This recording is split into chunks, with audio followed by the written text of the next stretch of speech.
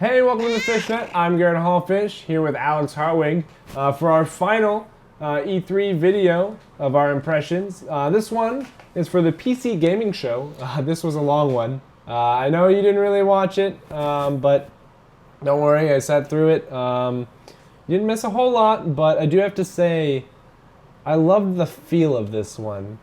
I mean, right off the gate, the intro video they made. Off that gate. Gamergate. Oh. Off that Gamergate. Is that what they talked about the whole time? The entire time. I knew No, it. it's like, the intro video, you could tell that like they knew who they were talking to. I mean, it's... Well, yeah, it's hosted by PC Gamer and yeah, basically anything super PC related. Yeah, well, I mean, that's why it's like a lot of it was over my head, but Oh, yeah. I just love the feel. I mean, so the beginning was a kind of interesting video. It was like this beautiful, like, chorus, operatic kind of song playing over, like they were building a PC or like, taking it apart, showing you all the pieces. Yeah, but swapping things, like putting but then, like, radio. This is where it takes a turn for the funny, is when, like, they crack open, like they reveal the bottle of Mountain Dew. I mean, what I think is amazing is that they actually don't have Mountain Dew's logo on it. Well, yeah, everyone knows it's Mountain Dew, but yeah, it's just the vibrant color. It's amazing. But it could be Surge. They crack it, it fizzes, like it's supposed to be like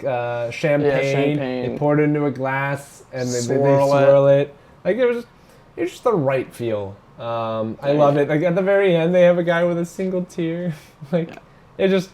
That was, once I saw that, like I knew what I was getting into. I loved it. I'm glad that they did that. And the host I liked. He had a great personality. Day 9. I loved him because he was funny. I mean, he is a gamer. If people responded to him, he responded back to him. Yeah, it was just like the PC Master Race.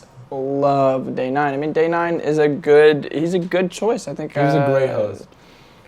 God, I'm so impressed that he can just be. He was so active throughout, and because that's so tough. I love like the way they formatted it is because they knew they had a lot to go through, so they kind of made it more of like a talk show. Yeah, more like a pre-show or after show. And like because it was the last combined. one, it's like they knew they weren't going to show all the reveals. PC doesn't usually. Yeah, but it's like they were able to like. They had a lot more interviews with a lot of these developers. So I'm going to probably go through some of these rather quickly just because we don't know a whole lot about them. Yeah, I used to play computer games, not exclusively, but a lot. But I just recently have just been out of it. It just seems like it's beyond me. I like to separate my business and pleasure. Yeah. But yeah, so they started off with Killing Floor 2, which is like the first one's pretty fun. Multiplayer shooter where you're just fighting a lot of crazy little things. I think they've gone a long way since the first. Yeah, and then they go into Rising Storm 2 Vietnam, another game that I'd never heard of. The first one. They talk about Star Citizen. That looks fun. That one I actually kind of like because the guy apparently couldn't make it there, so they had like a behind the scenes message from the creator. But he was just talking about like he loved that this was a new thing. He hopes to be at the next one, stuff like that.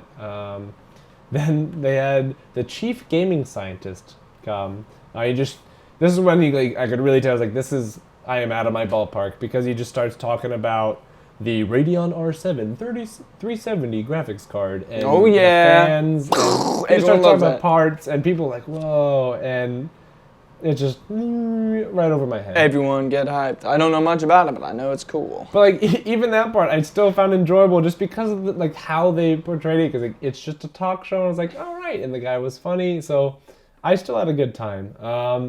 Then they showed Deus Ex: Mankind Divided, which. They actually finally showed more gameplay than the other conferences. And they had the developers on there. And like there was an extensive amount of gameplay, but what I liked is it was casual. They just showed the gameplay and then they just kept talking about it. They didn't like, this is a new trailer and just watch and just enjoy. So I don't know, it was definitely like it reminded me of like how I kind of want this to end up being. I enjoyed that. Yeah, on a stage. Yeah. Wait, when are they going to be announcing that we're going to be doing like every single conference? We're hosting. I think we're getting that call pretty soon, right? We're supposed to tell them next week. Wow. Anyways, I don't even think they could pick up that whisper. They probably didn't. But anyways, whisper. Then like a guy calls out because he's trying to hype people up about even these small reveals, and so it's like a game I know you guys have been waiting for, and people are like Half-Life 3, which would have been incredible, but he just like he jokes it off and like in a great way that like didn't anger me. I was like, all right, good job. When the hell are they gonna announce that? When's Valve gonna announce anything? I don't think it's. I don't know. Valve's a different company. Don't think that they're not gonna announce something. They'll do it one day. I don't know. One day. I'm worried about that game, but then like, I don't know. I have no idea how I would feel about Half-Life 3 at this point. I would feel that would be. That's I feel like I would be hyped, but I don't know if I'd be disappointed. Oh, that's my game. So. Because I love the first and second one, but it's my game. Changed everything. Oh, I mean it still plays like a brand new game. Oh yeah. So then they talk about Total Warhammer, which is. Oh yeah, that actually looks pretty sweet. Total War. I know Warhammer. That game looks cool, kind of. If you're a big fan of Total War or Warhammer, yeah, or both. I mean, if you're a big fan of both, then you're really loving it. Yeah, and then then this next part, Phil Spencer came out. This part I actually enjoyed. It shows that Microsoft is serious about bringing games to PC again, because they've been really heavy on Xbox. I mean, I know like they've always had some games that come to PC as well, but like this was a good move. Did they announce Gears of War 1? Sorry, Gears of War 2 coming out finally? No, so they I mean, they just showed some of the games. They showed more of Gigantic and Fable Legends. Actually, finally explained what Gigantic was. This is when I learned that it's basically like a shooter MOBA game. Yeah. So I'm not excited for it, but I'm glad I finally know what it is. But like no, they show that Gears of War Ultimate Edition is coming to PC as well. And then it's not gonna just be like 1080p. It's gonna be 4K. They redid a lot of those art assets. I don't know, I think this is a good move for Microsoft. Then I didn't realize this was a big enough thing. They're making American Truck Simulator, sequel to Euro Truck Simulator. That's actually pretty cool. Did people play Euro Truck Simulator? Well, yes, that's one of the greatest games on Earth, maybe. Just driving. Actually, a lot of people love that. I don't know why. People love it. It looks so boring. It is very boring, but some people like boring. You just drive a truck. You'd be very surprised how many people love just be very monotonous. You follow the rules. People love it. Okay. I remember reading a really long story about a guy who played Grand Theft Auto as a pedestrian. It was one of the greatest. That one I can find entertaining because one, Grand Theft Auto has like you can go on tours and stuff in Grand Theft Auto. No. Oh, I know. They literally went to work. They made a work in like a random shop, and they would go to it and like go the traffic light, the signs, traffic. It was one of the greatest things on earth. I know, like following traffic laws, I've tried to do in games because I actually find that enjoyable. Only because it wants you just to keep driving. Imagine that to the next level. That's what you get. So then they talk about E-Valkyrie, and they showed which is a VR game, which actually they showed a demo of it, which that one's probably the best one that you could show on stage and still get people excited because it's spaceships shooting. Ships are cool. But then they showed this game called Ion, which is apparently like a Diablo-style view where you're on a space station. Diablo space? I didn't know much about the game, but my favorite part is that they talked about, like, he asked him what his favorite bug was in the game, which is something that happens in PC games all the time. But he said like all the players' organs fell out, and then it actually like the character wasn't able to function because they developed the way they developed the game is the organs actually like work as organs in the game. So like he lost his brain, so the guy wasn't able to think. He lost his kidneys, so he just I don't know. That's pretty funny. Then they showed off Strafe, which is like a shooter with Minecraft-like visuals. Looked okay. Yeah. One thing Good that's kind of neat is something. blood and guts stay on the ground forever until you die. So that's how you can tell how well you're doing, is how much blood there is. That's fun. One thing I did find actually pretty interesting is so you can pick up special guns in the world, like a bazooka or something, but once it's out of ammo, it basically becomes a club, melee weapon, so you can throw it and such. Then this game, I guess Pillars of Eternity, new stuff. I don't know. People love that game. Yeah, sorry for all you PC gamers. We're the wrong people to. No, we are not. We are the right people. We are. Then they explained Planet Coaster, which... That game looks baller status. I liked the trailer a lot until it became a roller coaster game. Come on, I loved roller coaster. I actually did not play Roller Coaster Tycoon as a kid. Zoo Tycoon. That's fun. The one thing that saved this trailer for me is that derpy dinosaur. Yeah. Like dinosaurs. Maybe dinosaurs are just amazing. That's the next big thing, I think. What if it's just a derpy dinosaur simulator? You must buy with roller coasters. That is a pre-order now. Pre-order yesterday. I already have. Then they more stuff for Guild Wars 2, which I'm sure that's you're always playing. fun. Then they talked more about Hitman. I mean, Hitman is all over the place. They're really trying to sell it to every crowd they possibly can get to. Yeah, they just said it's really big. It's 6 to 7 times bigger. We've talked about it a lot lately, so I'm gonna give you the last bits of info we haven't given. Well, it's funny because they revealed the game during E3, and already I feel like I've learned too much. Yeah, it's a lot of stuff. And we haven't really learned anything. It's just no. They showed off. This lady showed off a graphics card. Cool. Then this is the game that I thought was I could actually be part of. Not be part of. You could be part of it? I could get behind it. Beyond Eyes, which we talked about a little before. They showed more of it. So some more gameplay. You're the blind girls. So women, but then blind. Yeah. Also blind. Yeah. If you're blind, you get bonus points. As well. Yeah. It is a beautiful game. That's kind of watercolors. Yeah, I don't know. It's just neat. As I said earlier, the first time I talked about this, is I like that even though there's 2 blind girl games, there's 2 wildly different ways to portray it. Yeah, they're very different. And so it's an exploration game, but you use your sense to kind of visualize the room. Yeah, it's gonna be cool. One thing she said that was actually I thought was really neat, which I wish they showed more in the gameplay. Bigger game. No, I wish they revealed more when they showed it the first time.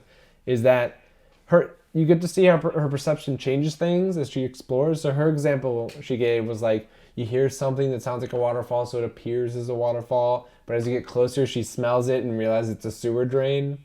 That's awesome. So that could actually be really creative. Like maybe she hears an animal and thinks it's something cute when it actually ends up being something. That sounds awesome. So I'm curious to see how that one goes.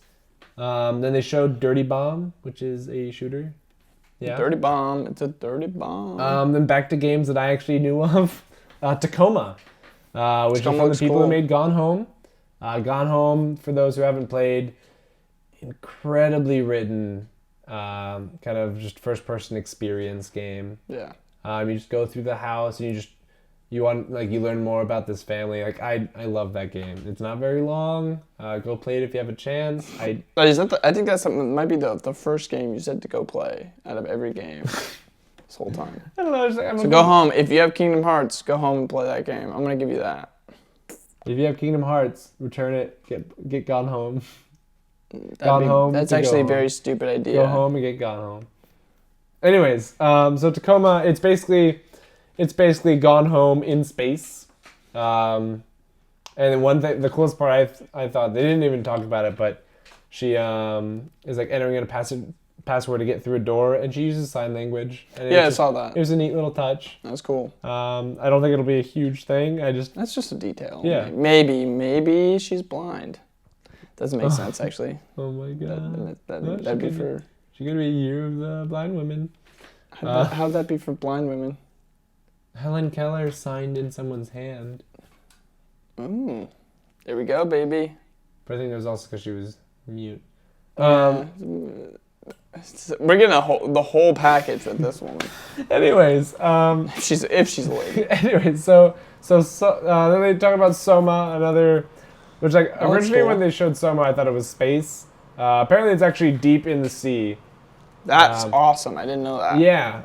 It also looked not so great the first time I saw it. It looks great now. Yeah. So it's from the people who made Amnesia, which is one of the scariest games ever. I mean, terrifying. We played it together, or you played it and I watched. Yeah, and that was absolutely terrifying. That was one of the first games where I am screaming, and I'm not even playing the game. I'm just watching. I was screaming, and I was a little baby about it, but I loved it. It was one of the.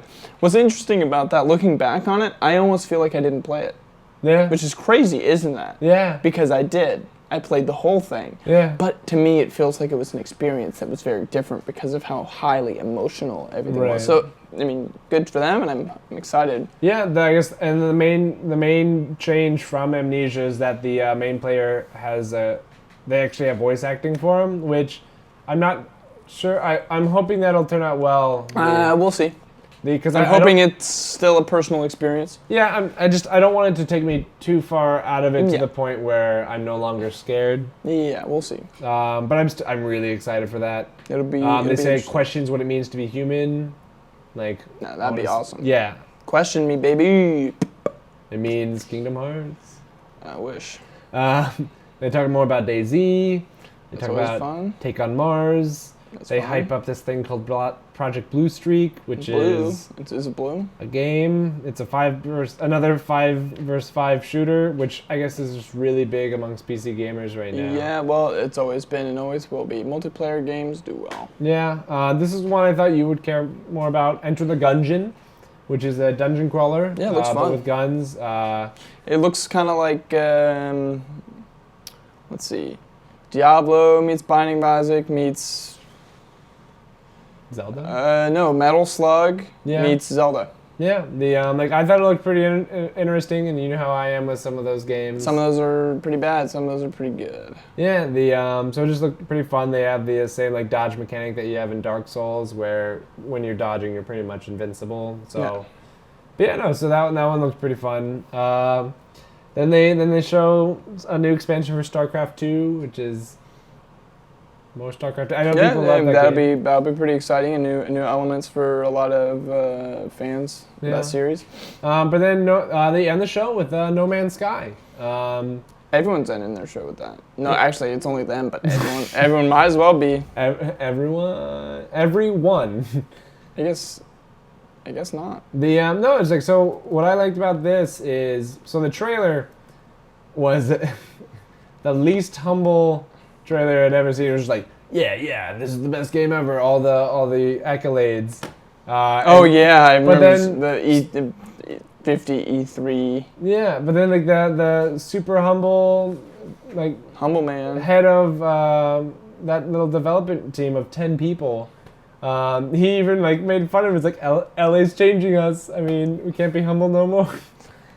I think they need to. I think what they need at this point is probably money. So. Yeah, but I like that you just add a little bit of an interview with him talking about the development of it. So it was a new take, and I actually enjoyed that more than I enjoyed it in Sony's. In Sony's, yeah. It looks fun though. I think I personally am excited. Yeah. Even though we didn't know every game that was on this list, I still have to say this was one of my more enjoyable ones. So my one word is gonna be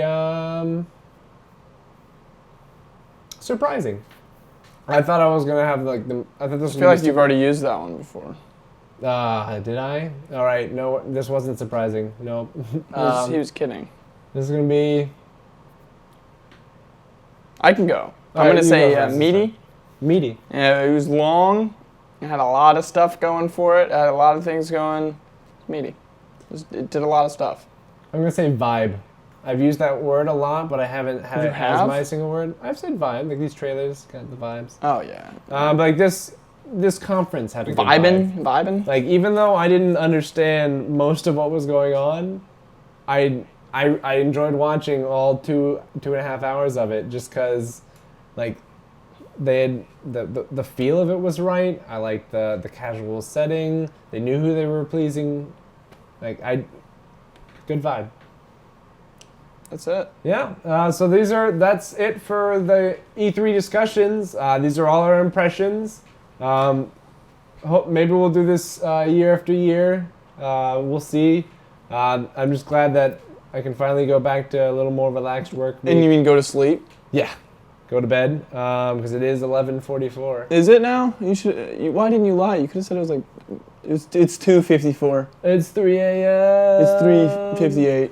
But anyways, that's it for this week of as many videos as I can pump out. Who knows when this will actually go up? Hopefully within just a few days. I guess when it goes up, you'll know because, yeah. Anyways, thank you. Follow us on Twitter and Facebook at Fishnet Talk. Once again, thank you for watching. We'll see you next time.